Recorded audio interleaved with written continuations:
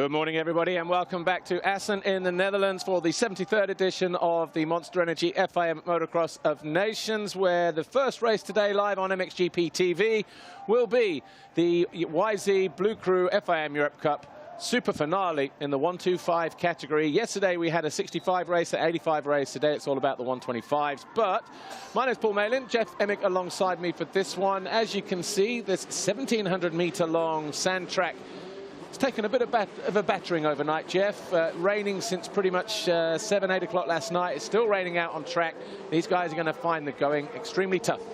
Yeah, these young men that are out there riding in this bLU 125 Super Final are, you know, they have to wake up early. It's a little bit chilly right now, probably 60 degrees Fahrenheit. What's that make it? Not warm. Not warm.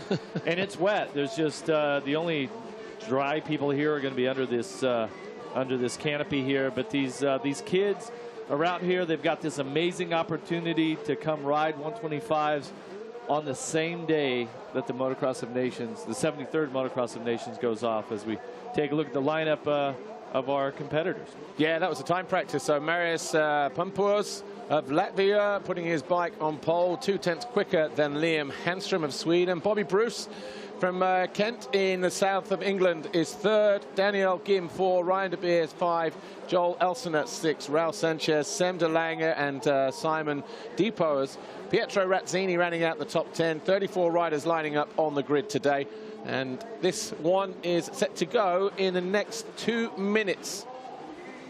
Paul, but a lot of rain and there's a lot of water on the start straight here. Yeah, it's going to be a little wet and sloppy on top, but it also, the nature of this sand, when it gets wet, it really packs down. So it's going to be really quite surprising that the bikes will get around as well as they are.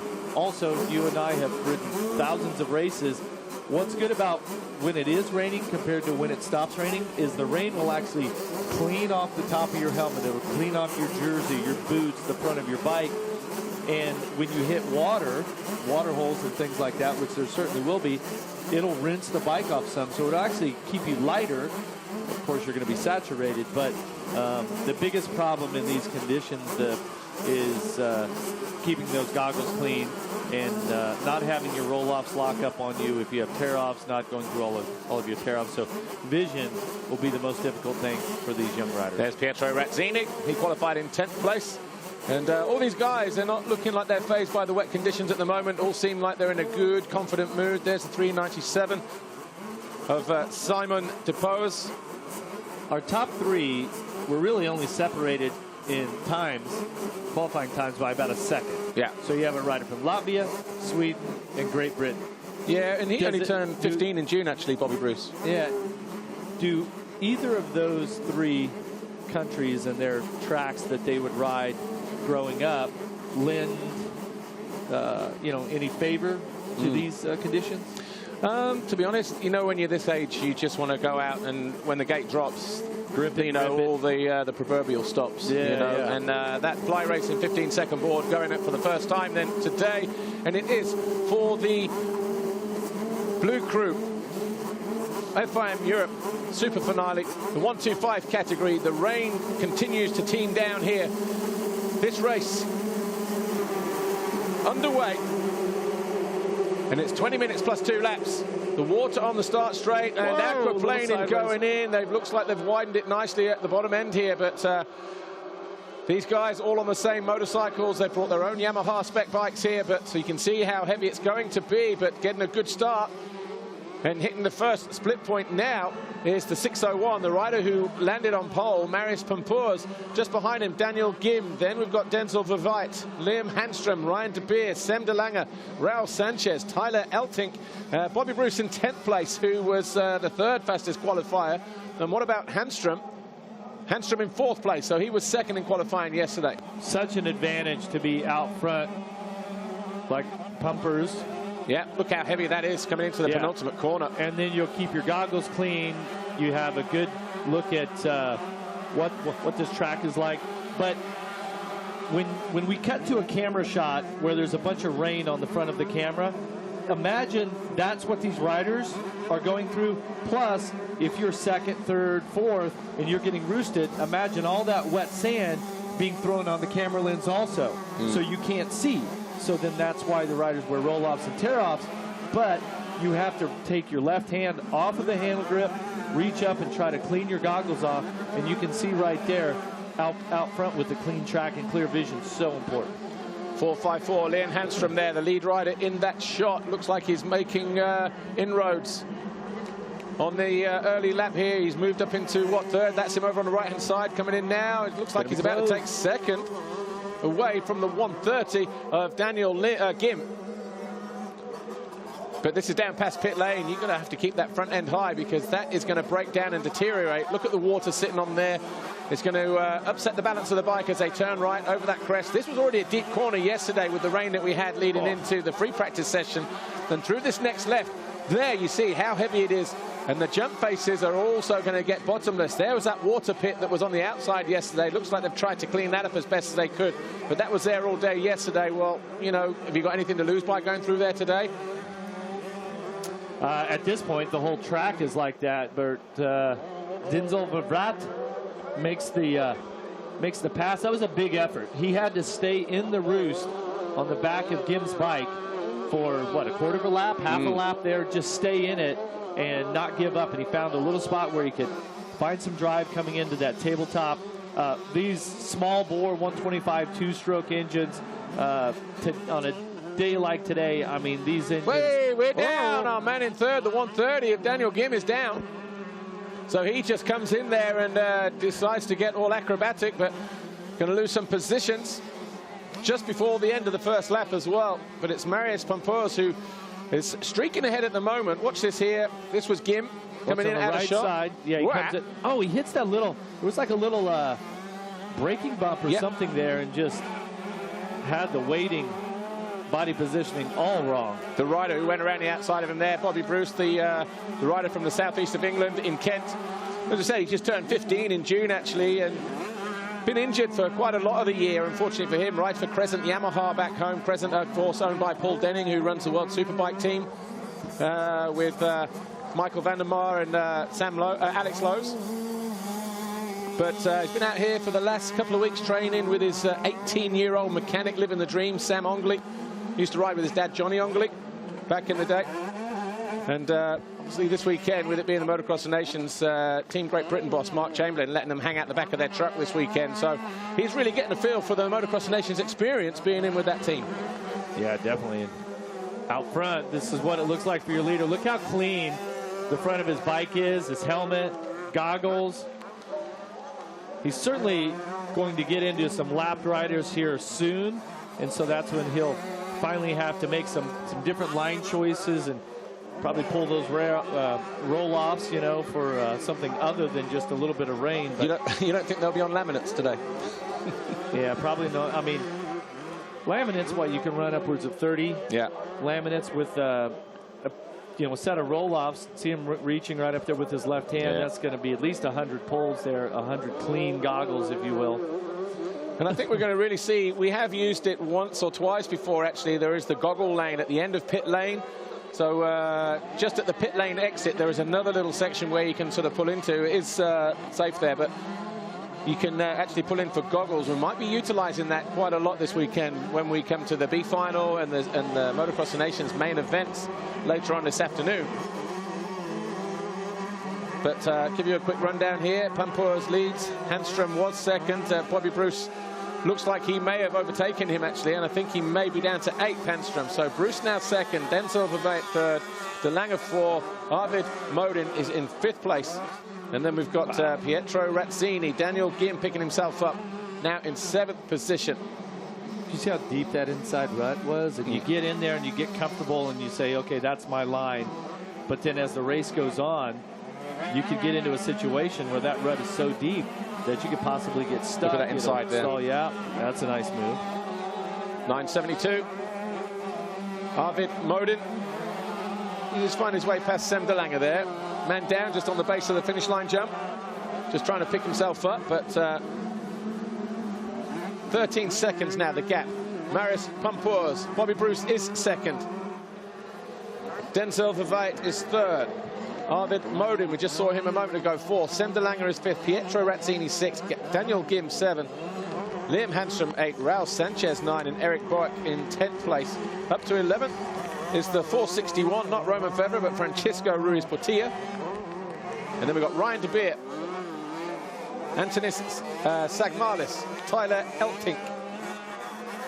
Especially with the temperature being like it is, this is one of those races where you could have some problems with the goggles fogging also. And so they make this nice stuff that you could put on the lens and keeps the lens from fogging most of the time. Yeah, I know some goggle brands as well create like a double glazed lens as well, don't they? So that also is anti-fog. It's well sealed on the inside. But that's your race leader, cleanest man on track, look. But I mean, we've got a B final coming up in about an hour or so after the finish of this race, and you can only imagine that 30-minute +2 race. Full Motocross of Nations duration race. The qualifying race yesterday was only 20 +2. I've not seen anything on the schedule change. I don't know if they will reduce the time to try and preserve the track condition. It wouldn't be unfeasible. I mean, the B riders have already been out on their track practice this morning, so they're already getting ready to go ride. But it wouldn't have been unfeasible to have said, okay, no B final, let's just take the last qualified nation, Czech Republic, and just stick them in the main event just to preserve the track. But it doesn't look like that's going to happen. Yeah, I mean, everybody deserves a chance to... Goggles he's just off. taking his goggles off. This is our leader. Yeah. Okay? He's got roll-offs. Water under the film. It's the only thing I can assume. Yeah. He's had the best situation, and he's had to take his goggles off. Yeah. That's how difficult it is. Difficult the situation is, yeah. And so he still has 12 minutes left to go. And it's one thing if you're riding out front and you get a little bit of rainwater in your face, but if he gets splashed with some of that sandy water and it really gets blasted. 972 goes down. Arvid Modin from 4th place. And we're losing what the number there. Couldn't quite see it. Wasn't sure if it was. I'm not so sure that that's Liam Handstrom that hadn't worked his way up a few positions up to 5th. It was. So this is Bobby Bruce. 579, he's in 2nd place. He managed to stay up there. This was the rider in 4th. At 4th place, yeah, it was Arvid Modin. And then the 8th there sneaking up into 4th place, Sem de Lange. And that was the 454. He had worked his way up to 5th, then made both of those passes, and then falls. And down to 10th place now. So past pit lane. There's the goggle lane on the exit there. So I wonder if these guys need to use it. I'm not sure if it's just an MXGP or open. I know they can only use it on Sunday, if you know what I mean. It's only, well, the races. You can't use it for practice, sorry. Well, the goggle lane. Our leader, you don't need to. Yeah, our leader right there, who we're taking a look at, the 601, he's got about a 15-second lead. And if there is an opportunity to grab goggles, I certainly would. You know, if he could get the signboard from his mechanic or father, whoever's out there, it would be advantageous to take advantage of that. You'd think you could come in about, 5 or 10 seconds, throw some goggles on, and it would make the world a difference. Well, the Latvian here leading the way. Marius Pumpurs was fastest in time practice yesterday. He pulled a whole shot, and he's led every single lap at the moment. The track now starting to really deteriorate, even with these 125 riders going round. 34 guys on the line, but when I'm looking at these kind of conditions, this is like beach race territory. And for someone like Nathan Watson, for instance, from Team GB, he might shine in these kind of conditions. Yes, I would agree. We've got a replay. He gets really sideways right there. And if you notice, if you go off the side of the track at all here, it's going to be really nasty because it's really soft and wet out there also. But if you notice, this YZ125 Yamaha that all of these riders are on in this Blue Crew race, our leader's bike it's overheating a little bit. You've got some of the radiator coolant is starting to come out. That's that steam that you see coming out the side of the bike. Now, it's my experience that with the 4-stroke machines, like what most modern, all modern motocross riders are on, those things will run a long time without any coolant. When they overheat and it goes dry, the radiators go dry. A 2-stroke 125, once it loses some coolant and it heats up, the nature of the 2-stroke, it's not going to run the whole time. Over the line now. Raul Sanchez, Daniel Gim.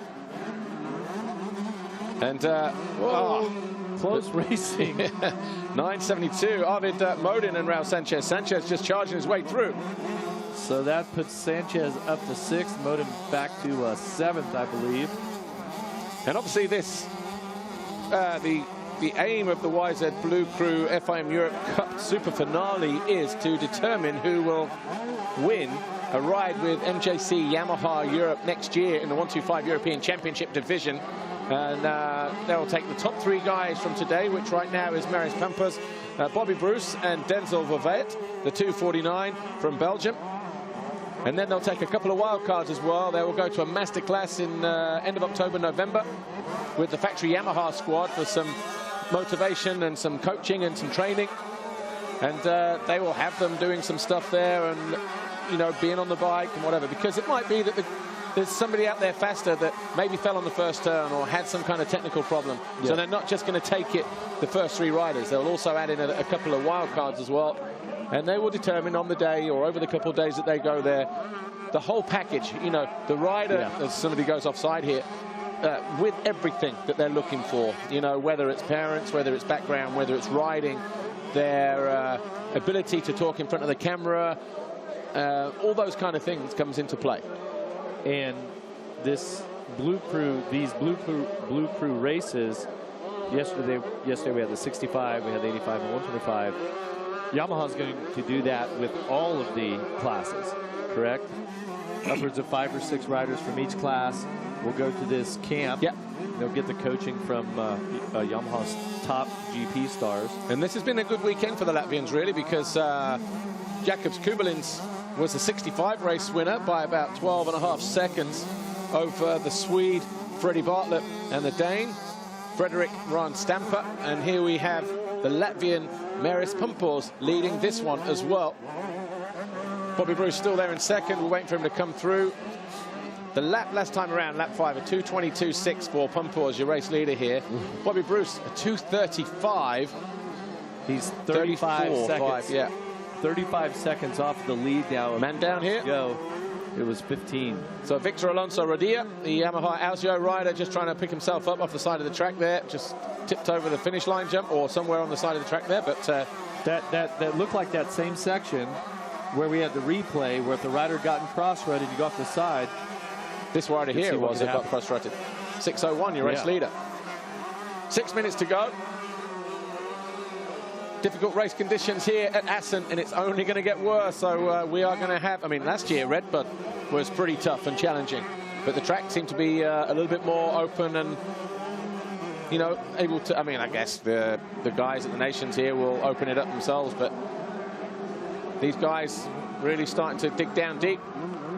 Obviously, we do have a sand track on a asphalt base, so they're going to keep our track crew very busy in terms of keeping all of that up and running. Here's Antonis Samgalis. He's in 11th place at the moment, the 192 from Greece. You can tell a big difference here between these younger 125 bLU Crew riders and what a GP rider would do. These guys have to take their goggles off. They put them on the handlebars because they probably purchased them. Yeah. The GP rider is going to pull those goggles off. They're going to be gone. Yeah. Right. The goggle companies this weekend are going to be having to reinvest shares in terms of, okay, we need more production because there's going to be so many pairs of goggles left around this Assen circuit come the end of the weekend. Yeah, end of the weekend, you're definitely, if you walk around the left side of the track, it'll be the best track walk you ever did. Yeah, there's going to be some treasures to be found, that's for sure. You just got to figure out who's there are. And actually, the goggle companies for the factory riders normally run their flag as well. So there'll be a Spain or a Great Britain or Italy, France, whatever, USA on the goggle strap, you know. Yeah, and then a rider like Jeffrey Hurlings, he would have like a Dutch flag signature. And the 84 on there as well normally. Yeah. Ooh, man down, finish line jump. That's a bad spot to be in right there. But look how deep that bike is in the sand there. Well, and from the rain, the sand, you know, washes off down to the bottom. See how wet it is down there and how soft all of that sand is. Oh, it went halfway up his shin when he stepped into it. Here's your race leader. Once again, it's getting darker out there, Jeff, and the This is down past pit lane once again. That, I think, is going to be later on just a load of tram line ruts. Going to be very difficult to negotiate. Once you're locked in, it's going to be difficult to get out. This rider, Maris Pumpurs from Latvia, has executed this race perfectly. Even since he's taken his goggles off, he really hasn't dropped off the pace that much, considering, and really hasn't made any big mistakes at this point. His best lap was a 2:16 early on. The track was flat and hadn't really been chewed up that much. Now he's at a 2:27, so he's backed it off, 11 seconds a lap. But if you look at the conditions, it's understandable to see why. And his lap time yesterday, when he put himself on pole position, was a 1:51.7. Now it's a 2:27. So that's 30 seconds.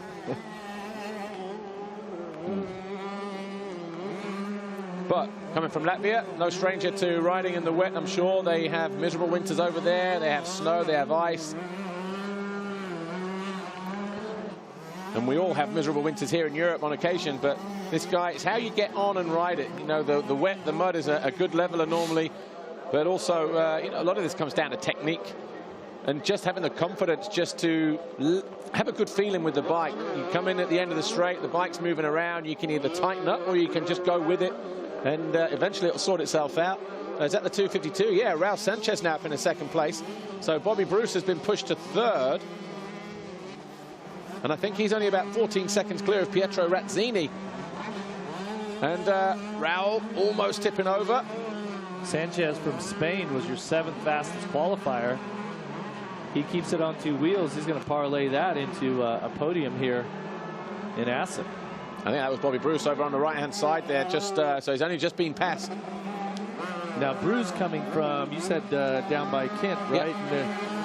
Yeah, near Maidstone. A lot of sand down in that area, right? Wouldn't it be a lot of hard pack? Just good tracks? Good dirt. Not really known for its sand down there. But he's been in Holland training for the last couple of weeks. Gotcha.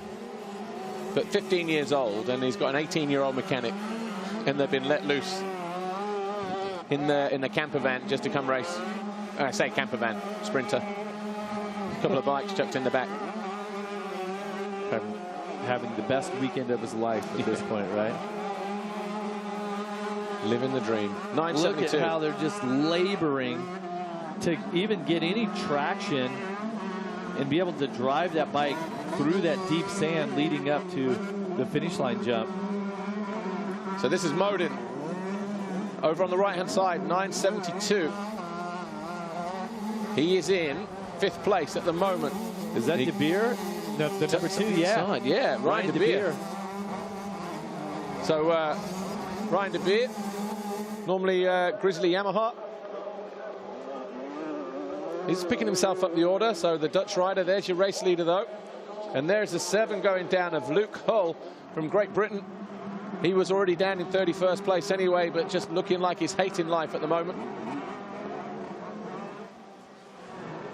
Is it going to take 30 seconds to get from this corner to the finish line? If what? Because with the heavy conditions, it might, It actually will. It's going to be tight on he's going to get time. The 2-lap board, you think? 30 seconds to do 3 corners. No way, he won't. It's going to take him 5 seconds to go from the left-hand turn at the finish line. Can we go back to that? I want to see if he goes through on time, actually. Where is our race leader? He's got to be in the final corner. Yeah, any moment now. No chance he makes it. Nah. In fact, he's just passing our commentary position now. So I think it's 2 laps. 30 seconds to get from this corner at the end of the straight here in front of the iPhone tabletop. And there's Raul Sanchez. So it is 2 laps to go, we believe. 2 laps. That's heavy going. It is getting darker out there as well. Take 5 minutes to do 2 laps when he was doing one lap in 1:51. Well, and it's only going to get difficult, more difficult and worse as the day goes on. The forecast is for more steady and heavier rain, especially as we get into the 3 main races for the Motocross of Nations. Here's what we will see, I hope. After the B final, you get to the main event, and the best riders that are lining up for this 73rd edition of the Monster Energy FIA Motocross of Nations, the speed of their 250s and 450s, the way they cover the ground, you would hope to see, you know, yes, they will struggle, but they will make it, it will be an impressive performance from them, still. Yeah. You'll look at their technique, you'll look at the way they ride, coming to the corners, hopefully stand up more, all that kind of thing, make their job a little bit easier. 579, Bobby Bruce.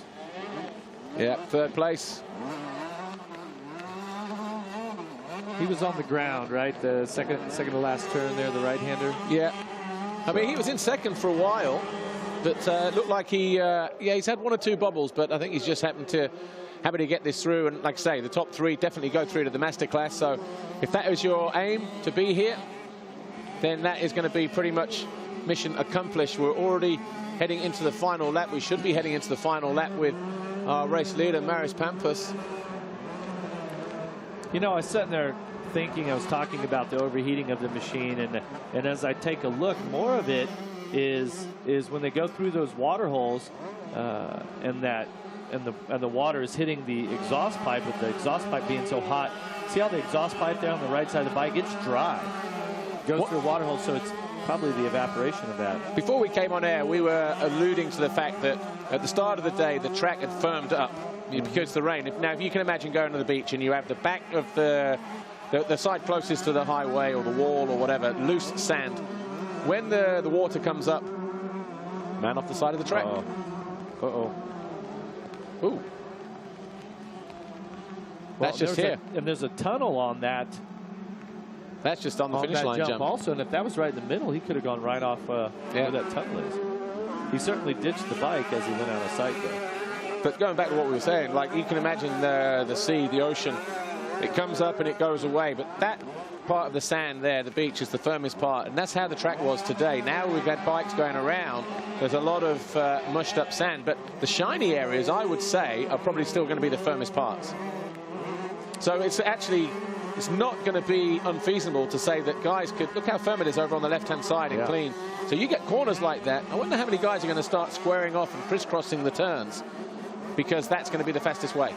Yeah, and this is what gets really tricky as it gets wet, is if there's tons of ruts out there, so it's constantly grabbing your front wheel, and as you cut across, you know, it's very unsettling.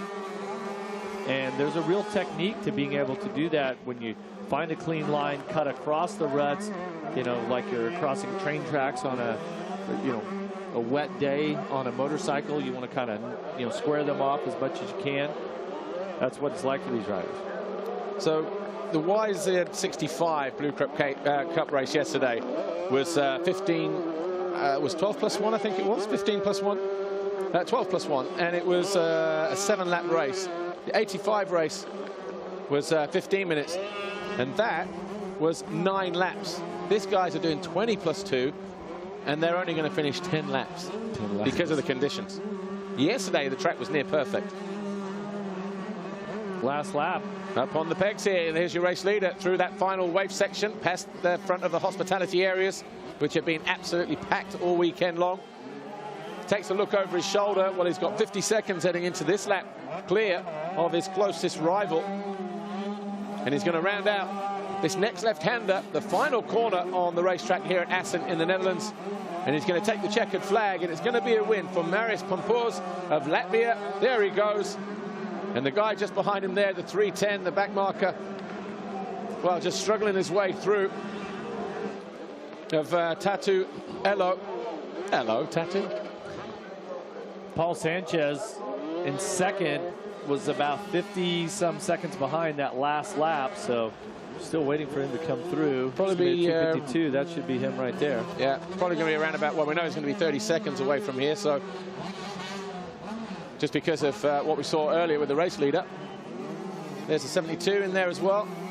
He is also, that's Oriol Roca. He fell on the first lap. The Azio Yamaha rider. But here's your second place rider, Raul Sanchez. 252. These guys, they'll field it tomorrow. Back marker just trying to unlap himself. Oh, okay. So Sanchez over the line in second. We now just wait for Bobby Bruce. Come on, Bob, bring it home.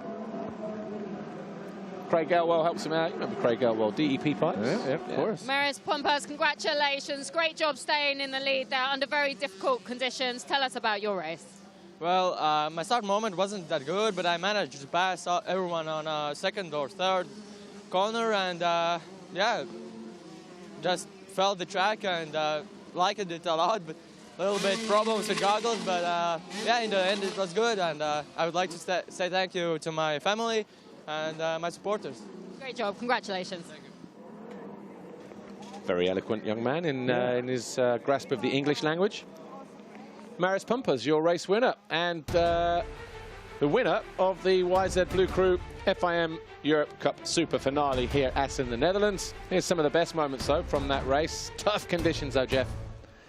Yeah, it was. I mean, just trying to conserve your goggles was the #1 thing, and getting the whole shot and getting out front was such an important part of that for Marius. I mean, he was your fastest qualifier, but he just executed a fantastic race. Look at the water on the start straight. And if it keeps falling like it is, look at they're going to need jet skis. That was 130, Daniel Gim. He crashed out of about second or third then, didn't he? Yeah, ends up back in 8th. Had a great opportunity. Little mistake there cost him. See some roll-offs coming off. We had some good battles going. Riders still getting close and banging bars.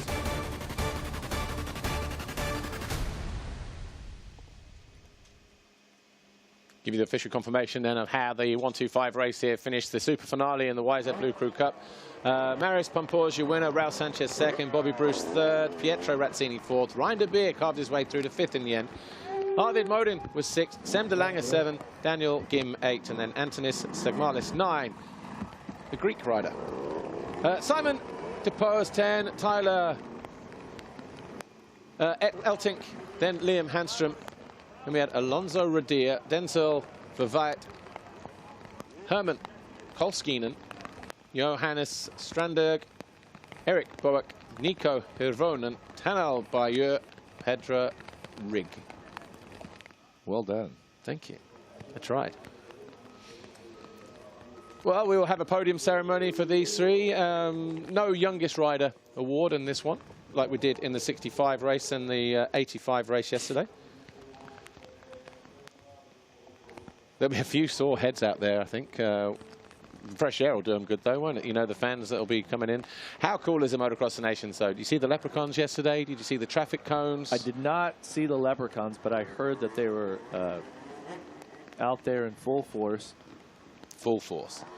We did the Fox 74 show, and Georgia Lindsay, who hosts the show with me, she saw the leprechauns helping a rider from the Ukraine. He was pushing his bike by himself. And the group gets in, says, "We've got this," and they all pushed his bike however far it was back to his pits. They took care of him. So good job.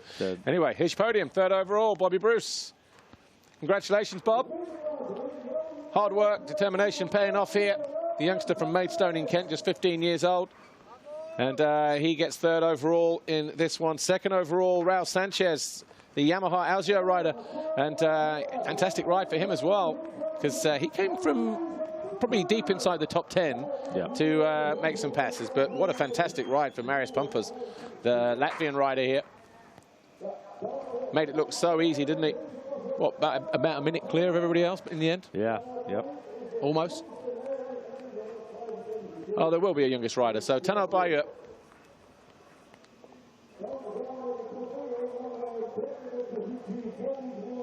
So David Longo, the Ustream CEO, on the podium, congratulating our top three. We'll hand them their commemorative plates for their hard-earned efforts here. Of course, this one make series, the Yamaha Blue Crew Cup. Martin de Graaf,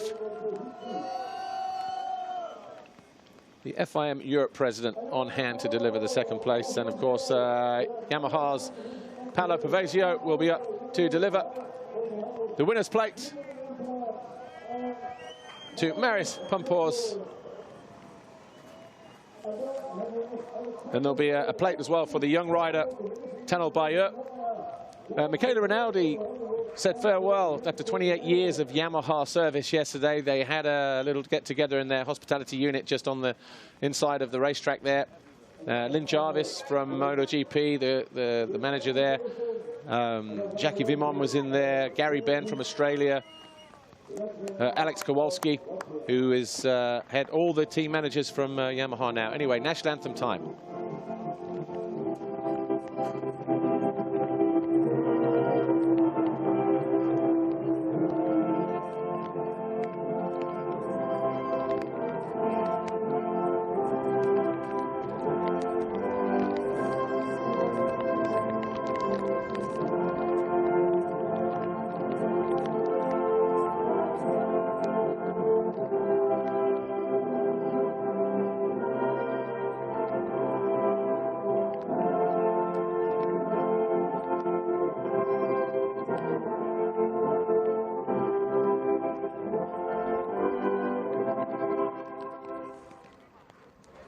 Your top three here this weekend: Marius Pumpurs of Latvia, second overall Raul Sanchez of Spain, third Great Britain's Bobby Bruce, and the rider on the left, Tanal Bayer, the young rider in this competition.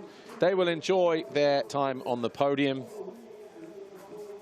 on what was a very, very difficult day. Completely different racetrack to what they had yesterday. Some 30 seconds, 40 seconds a lap slower than it was in time practice yesterday due to the heavy nature. The rain is still coming down. The wind is still high. It's dark out there. We are going to be needing some enduro lights soon, I would think. But anyway, these guys will enjoy their moment, and they will be going to the masterclass to get some expert tuition. And they will wait to see who it will be that will make it to the Yamaha Europe MJC team. Have the medal presentations here. This will be something that these young men will remember for years to come, and you never know. There may be a few years from now, we may have one of these young riders on the podium for the Motocross of Nations representing their country. You never know, right? You never know. Well, we're already about 7-8 minutes over with this broadcast, but we'll just let them have their moment there with the medals. Martin de Graaf, the FIM Europe president, on the left. David Longo, Youthstream CEO, and our top three riders in the Yamaha Weiser Blue Crew Cup. Super finale. Pumpurs Marius Pumpurs, second overall. Raul Sanchez, third. Bobby Bruce. And, of course, Paolo Pavesio joining them. And Alexander Kowalski there just stepping up as well. Second left. Congratulations, guys. You can sit back. Your hard work is done. Enjoy the rest of the weekend. We are going to disappear. And Jeff and I will be back at 10:50, so about an hour, just under an hour's time, for the B final, which will determine the final qualified nation for the 73rd edition of the Monster Energy FIM Motocross of Nations. Thank you for watching this 125 Blue Crew Cup race. We will see you shortly, and we'll have Jason Thomas alongside us as well. We'll see you then.